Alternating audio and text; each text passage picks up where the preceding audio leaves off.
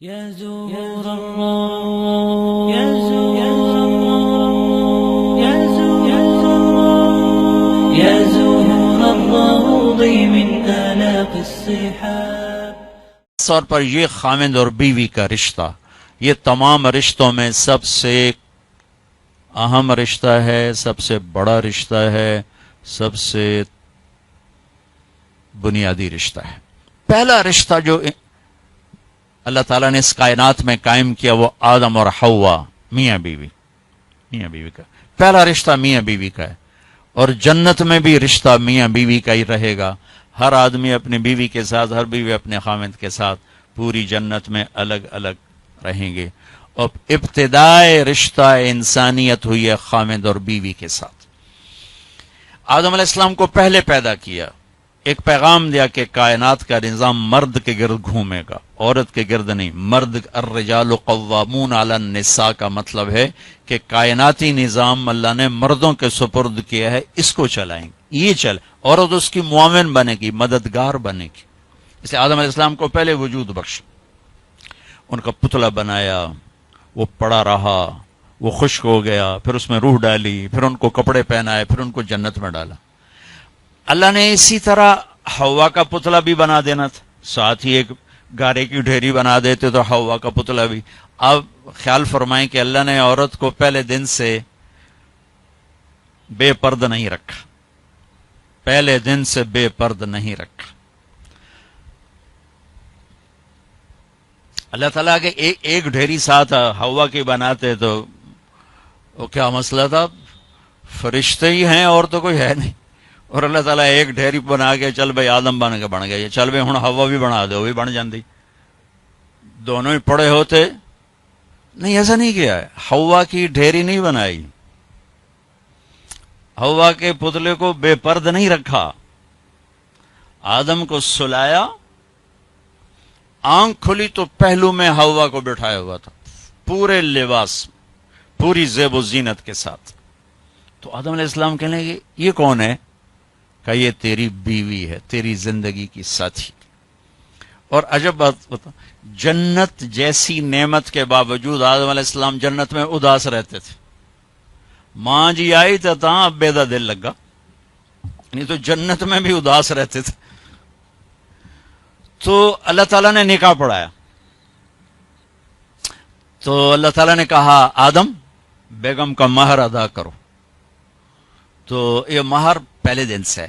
مہر کیا چیز ہے؟ کسی کی بیٹی کی قیمت نہیں، وہ جو مالدار گھرانے کی بچی ہو یا کسی جھوپڑے کی بچی ہو، مہر کسی کی بیٹی کی قیمت نہیں ہوتا۔ تھوڑا رکھو یا ساری دنیا سونا بنا کے مہر بنا دو، ایک بال کی بھی قیمت نہیں۔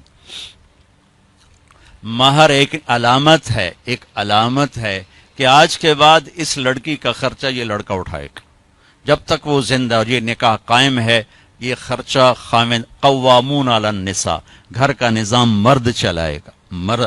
عورت گھر میں بیٹھے گی، نسل کو تیار کرے گی، تربیت کرے گی، ایک خوبصورت نسل اگلی نسل کو دے کے دنیا سے جائے گی۔ بہت بڑی جاب ہے ہماری عورت کی۔ تو اللہ نے کہا مہر ادا کرو۔ کہا جی کیا ادا کروں؟ تو کتنا سونا چاندی تھا؟ تو اللہ تعالیٰ کہتا 10 من سونا انہوں چاہ کے دے۔ تو میرے رب نے کہا آدم تیری نسل میں میرے محبوب آنے والے ہیں، ان پر ایک دفعہ درود پڑھ دے، یہ تیری بیگم کا مہر ہے۔ ابھی آپ کا تو تذکرہ ہی کوئی نہیں ہے سوائے اللہ کے، کسی کو نہیں پتا کہ میں کس کو بھیجنے والا ہوں اور کیا کرنے والا ہوں ان کے لیے، لیکن آدم علیہ السلام کو اشارہ کر دیا کہ تیری نسل میں میرا محبوب آئے گا، تو اس پہ ایک دفعہ درود پڑھ بھائی، یہ تیری بیگم کا مہر ہے۔ یہ انسانیت کا پہلا رشتہ ہے۔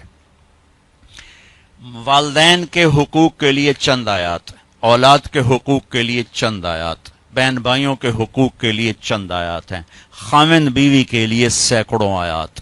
پوری سورت اتری ہے، سورہ طلاق، پوری سورت، سورہ نساء، سورہ طلاق، سورہ مائدہ میں، سورہ بقرہ میں، سورہ آل عمران میں اللہ نے سینکڑوں آیات اتاری کہ یہ رشتہ باقی رہے، کیونکہ اس میں کمزوری ہے۔ اہمیت کے باوجود اس میں ایک کمزوری ہے کہ ایک بول پہ ٹوٹ جاتا، باقی رشتہ ٹوٹتا نہیں۔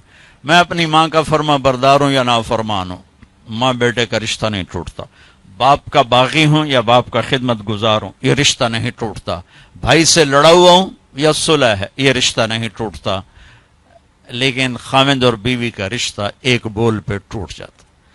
میرے نبی نے فرمایا علی طلاق سے بچنا، جب طلاق دی جاتی ہے تو اللہ کا عرش کانپ اٹھتا ہے، اللہ کا عرش کانپ اٹھتا ہے جب بے جا طلاق دی جاتی۔ ضرورت کے تحت تو طلاق رکھی گئی، لیکن جیسے آج کل کی طلاقیں ہو رہی تو اللہ کا عرش کانپ اٹھتا ہے۔ میں اسلام آباد سے آ رہا ہوں سے، تو وہاں ایک بچی ملی مجھے، کہا کہ مجھے طلاق ہو گئی کہ سسرال والوں کا تیرے ابے گڈی تو دیتی کوئی نہیں، چل واپس، اور خود وہ ڈاکٹر ہے جی، طلاق ہو گئی۔ تو اس طرح جب ظلم و ستم ہوتا ہے تو پھر اللہ کا عرش کانپ اٹھتا ہے۔ تو یہ رشتہ کیسے گزارنا ہے کہ زندگی خوبصورت ہو جائے؟ چونکہ میری بات سن لیں غور سے، آپ مالدار لوگ بیٹھے ہیں، پیسے سے آپ زندگی کو خوبصورت نہیں بنا سکتے، گھر خوبصورت بنا سکتے ہیں، گاڑی خوبصورت لے سکتے ہیں، زیور خوبصورت خرید سکتے ہیں، زندگی کی خوبصورتی کا تعلق ان چیزوں سے نہیں ہے۔